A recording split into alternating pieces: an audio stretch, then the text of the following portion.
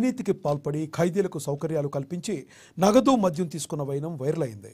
నగదు మద్యం సమకూర్చి ఖైదీగా ఉన్న సమయంలో తమకు అందించిన సౌకర్యాలను తన సోదరునికి పరిచయం ఉన్న వారికి అందించాలని అధికారులతో సాగించిన సంభాషణ వెలుగులో చూస్తుంది.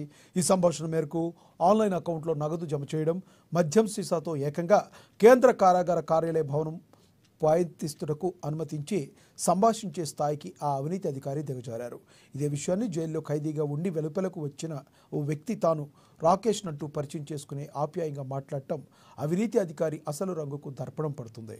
ఈ సంభాషణ 4 రోజులుగా వైరల్ అవుతున్న సెంట్రల్ జైల్లో సదరు వ్యక్తిగా అనుమానిస్తున్న అధికారి ఆ మాటలు తనవి కావని కొట్టిపారేశారు. సంభాషణలోని విషయాలు కేంద్ర కారాగారంలో నెలకొన్న పరిస్థితులు పోల్చి చూస్తే వాస్తవం లేకపోలేదన్న తలంపే వ్యక్తిత్వం అవుతుంది. కొందరు ఉద్యోగుల నుంచి కూడా సదరు అధికారి అవినీతి లీలలు స్పష్టం కావడంతో విషయం కాస్త హోంశాఖ ఉన్నతాధికారుల వరకు చేరింది. హోం మినిస్టర్ వంగల్పూడి అనిత ఈ విషయంలో విచారణకు ఆదేశించినట్లుగా సమాచారం.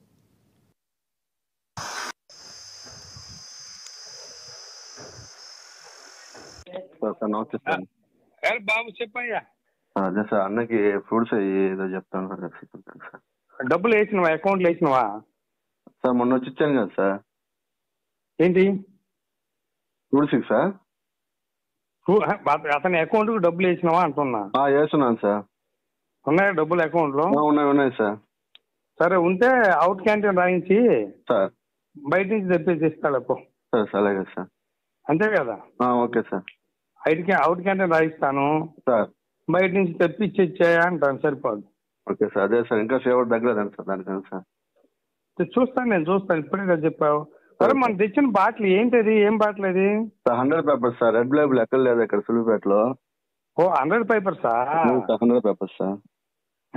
అవును సార్, అవును సార్. 2.5 సార్ అది. సరే, కానీ లేదు అది తీసుకున్నాడు మంచిది కాదు సార్ అంటే ఏందిరా అన్న. వాడు మంచిదే ఇస్తాడే, ఎందుకు ఇస్తాడు అట్టాడే అన్న. మంచిది సార్. 100 papers sir. 2500 సార్ అది బాటిల్. ఓకే లేదు, ఇంకా చాలు, అర్థమైంది. Okay sir. నేను రాయిస్తాలే అతనికి అవుట్ క్యాంటీన్ రాయిస్తే పండ్లు గిళ్ళు తెప్పిస్తాలే. సరే సార్, అలాగే సార్. Thank you sir. సరే కానీ